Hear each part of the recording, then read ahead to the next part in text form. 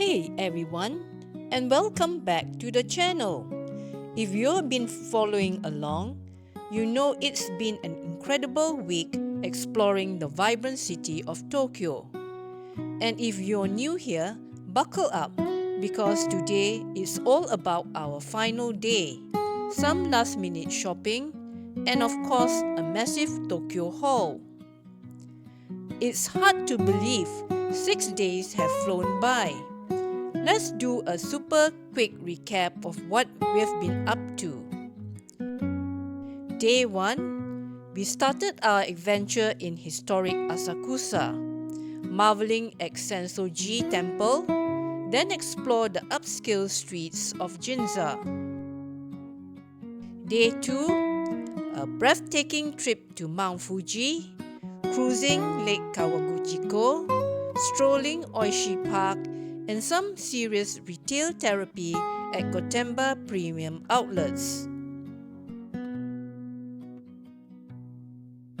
Day 3, we ventured to Yokohama, exploring Minato Mirai, the Nippon Maru, getting creative at the Cup Noodles Museum, chilling at Red Brick Warehouse, enjoying Yamashita Park, and feasting in Yokohama Chinatown. Day 4, back to Tokyo for the serene Meiji Jingu Shrine, the quirky Harajuku, a magical shop at the Harry Potter shop, and a peaceful afternoon in Shinjuku Goen Garden. Day 5, our penultimate day, took us through Tokyo Station Ichibangai, the vast Ueno Park, the bustling Amiyoko Market, the charming Yanaka Ginza, and the peaceful Tennoji Temple. Phew, what a trip, right? But now it's time for our final day. So here we are, bright and early on day 6, and it's a bittersweet morning. We are saying goodbye to our home for the past 5 nights, the wonderful Richmond Hotel Musashi Kosugi.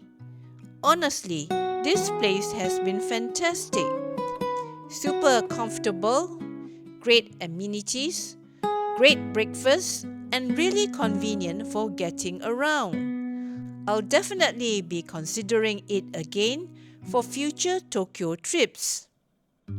Checking out was a breeze, and now it's time to make our way to Narita Airport. It's always a little sad leaving a place you've grown to love, but all good things must come to an end, and duty-free shopping awaits. The journey to Narita was smooth, as expected with Japan's incredible public transport system. Plenty of time to reflect on all the amazing memories we've made. The efficiency here never ceases to amaze me. We got through security and immigration pretty quickly. Another testament to how well organized everything is. And just like that, we're through. The final frontier of any international trip, the duty-free zone. You know what that means. Last chance for souvenirs and treats. Okay, so I had a mission. Find some great gifts for family and friends, and maybe a few little treats for myself, because why not? The Narita duty-free area is huge with so many options. From famous Japanese sweets to high-end cosmetics, sake, and unique souvenirs, they have it all. I spent a good hour just wandering around, comparing things and making sure I got the best value. It's always fun to see what unique things you can find here that you might have missed in the city. Plus, who can resist a good duty-free deal, right?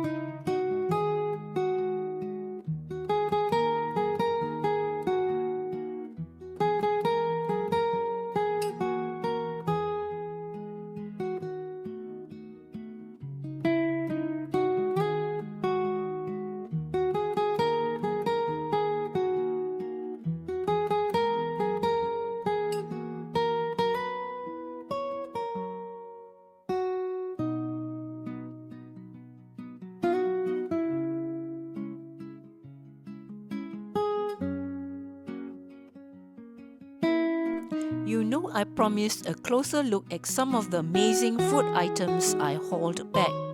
Well, today is the day. We are diving into some iconic Japanese sweets and my mouth is already watering.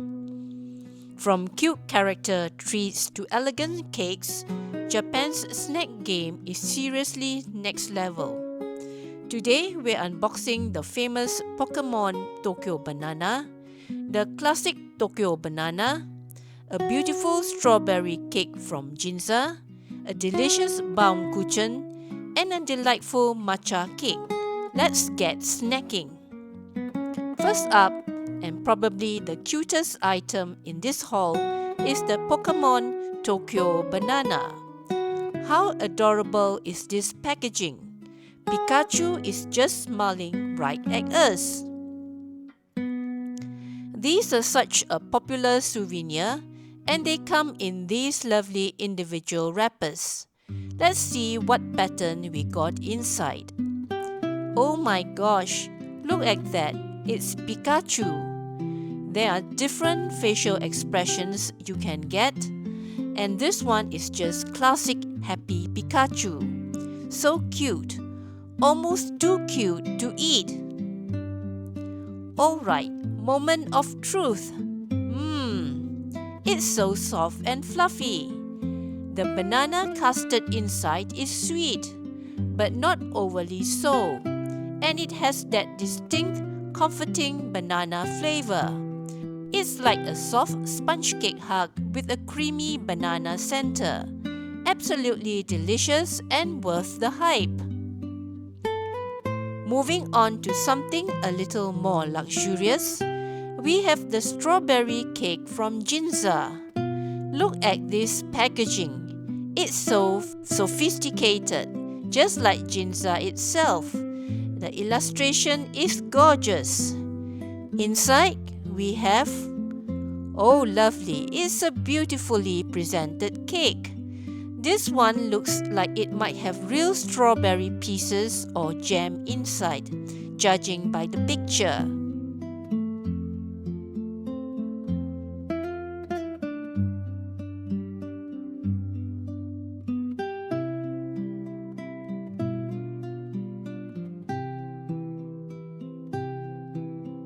Wow, that is really good. The cake itself is incredibly moist and you can really taste the fresh strawberry flavor. Not artificial at all. It definitely lives up to its elegant presentation. And now for something a bit different, but equally delicious, a Baumkuchen. This is a German-inspired cake that's become really popular in Japan. It means tree cake because of the rings you see when it's sliced, which resemble tree rings. This one feels quite dense, in a good way.